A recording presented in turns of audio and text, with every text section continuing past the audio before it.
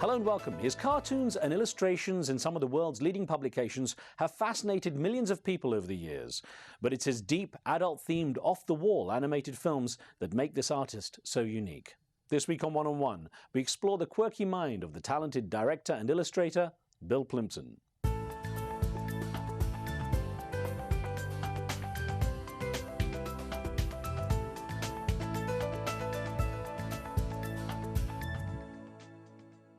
In spite of being one of 6 children, the young Bill Plympton kept mostly to himself, immersed from an early age in the products of his own imagination. The rainy climate of his American hometown of Portland in Oregon kept the youngster mostly indoors, where he practiced his drawing skills.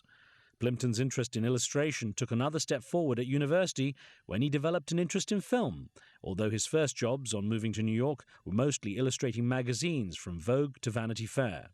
He eventually started producing his own films, working on small budgets he put together, but his dedication to his craft, along with his patience for drawing literally every frame by hand himself, has helped him produce some of the most unique and remarkable animated movies around, usually with an intriguing adult theme. As he points out with a wry smile, when he was a kid, he did cartoons for kids.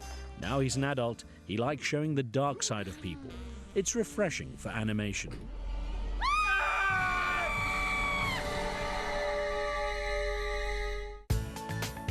It's a real pleasure to have a chance to chat with you. Well, I'm very happy to be here. Well, you know, it's interesting. Your work, and I have to confess to being a fan, is very unique. You have a sort of very unique style. Your characters are very memorable.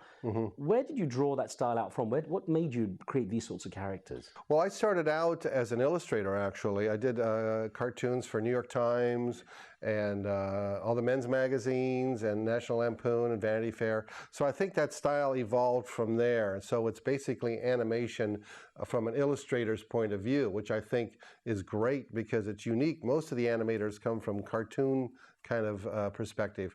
I came from an illustrator, so that's why it's so different. But it's even that they're a little on the dark side almost. And I wonder is your style reflective of your own character in any way? Well, I tell you what it is. When I was a kid, I loved doing cartoons for kids. I'm an adult now. I don't want to do kids cartoons. I want to do adult ideas, things about jealousy and romance and love and getting a job and, you know, being depressed. And I don't want to talk about playing with a ball and going on a picnic. You know, that's not my thing. So I think these films reflect my personality and the ideas of my friends and my compatriots.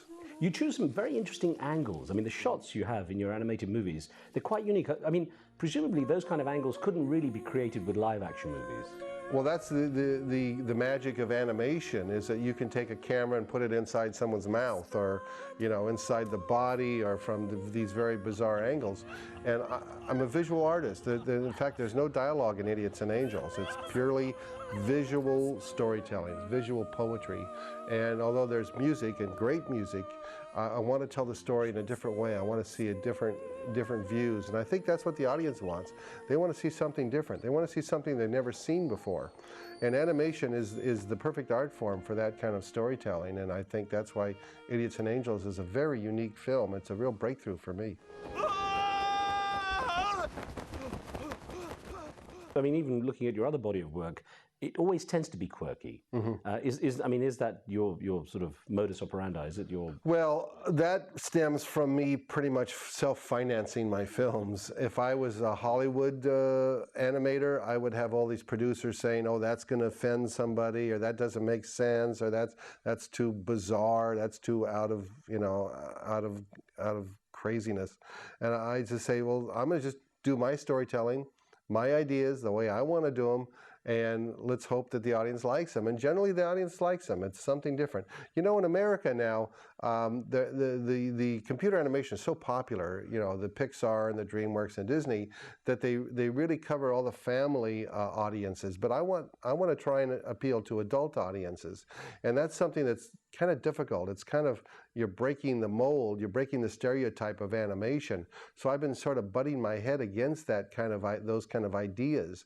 And I think a lot of the animation coming from Europe, coming from Asia, is helping to break that stereotype of animation only for children. And I think my films are also part of that breakthrough. You not only self-finance a lot of your work, but you actually literally hand draw, I mean, every single frame. It's pretty laborious, isn't it? Well, you know, people say it's laborious. It is. I should be in the Guinness Book of World Records. I've done 6 animated feature films, all hand-drawn by myself, probably over 1 million drawings is my guess, I don't know.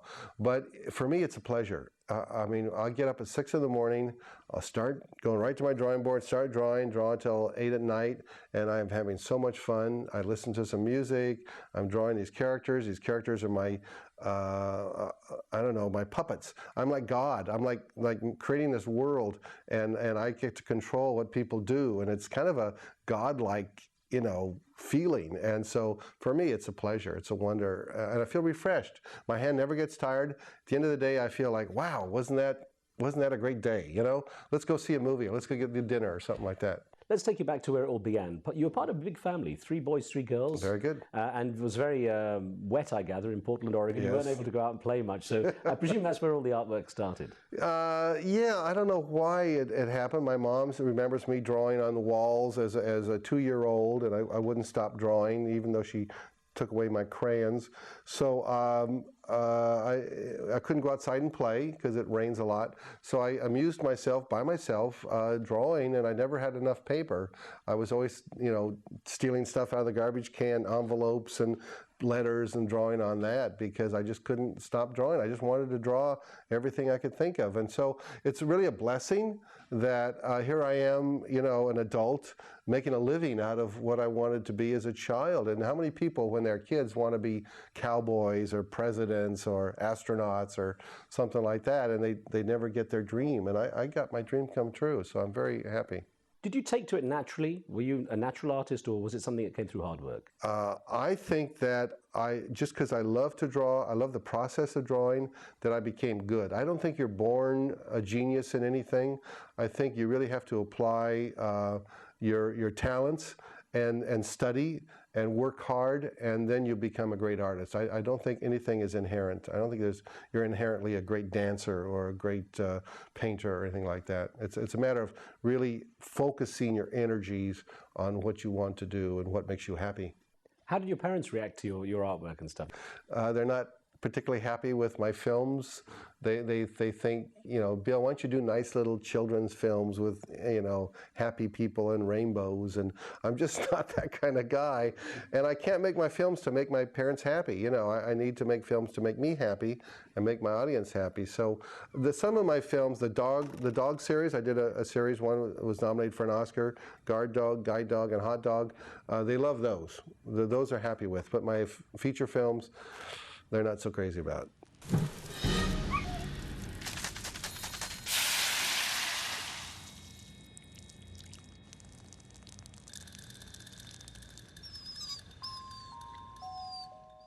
How did they influence your character? What characteristics did you get from them? Well, you know, my dad was a great comedian. He was at a dinner party or social gathering, he was always telling jokes and seeing the lighter side of life. So I think I got a lot of my humor from them. Even at a very early age, I saw the power of laughter. And you know, it's interesting because people think that comedies are not really real films, they're not really serious films, but I think humor is a very powerful emotion. I think there should be a Nobel Prize for humor. I think that you should celebrate humor, and especially in these times, laughter is a very medicinal experience. What about your mother? How did she influence you? Well, she was very ambitious, and I thought that was really great because she was very cultured. And she would, you know, she spoke French, and she would introduce me to a lot of the arts, you know, the great artists and things like that. And she was ambitious, and I think I learned my ambition from her. What about the early times? Because I gather at 14, you sent off your cartoons to Disney and said, look, here I am if you want me to do some work for you. Yeah. They were encouraging, apparently, but they just said you're a bit too young. I was very young, and the drawings were, you know, I was drawing Mickey Mouse and Goofy and all the Donald Duck and everything. But, you know, the ironic story into that story, I don't know if you heard this story or not, but about 30 years later, when I got nominated for an Oscar with Your Face, Disney came back to me, and they said, so Mr. Plympton, we have $1 million for you if you will come work for us. So they finally came back. But the problem was that Disney was, they had a contract. It was about this big. And there were a lot of little loopholes in there that were not appropriate for me. And I think if I'd moved out to LA to work for them, I live in New York City now, it would have been a disaster. I think I would have been fired after a month, because I was doing all these crazy drawings. So I think it was a smart decision to turn down. But that was difficult because as a kid, I would have, sold my soul to work for Disney, and I would have done it for free. And now they're offering me $1 million, but I think it was a wise decision. Now, Portland State University, I gather, is where you first got your taste of animation and filmmaking. How did it allow you to expand your creativity from just the illustrating and coloring? Well, it was a very difficult time. This was the late '60s in America, and animation was dying then. There was very little animation going on. Disney was going out of business. Warner Brothers had stopped doing their animation. So I was very frustrated because I really wanted to be an animator, and where do I study? I can't go to any art school. So I went to Portland State because I didn't have any money and it was close and convenient. But actually they had 2 or 3 teachers there that were very inspirational.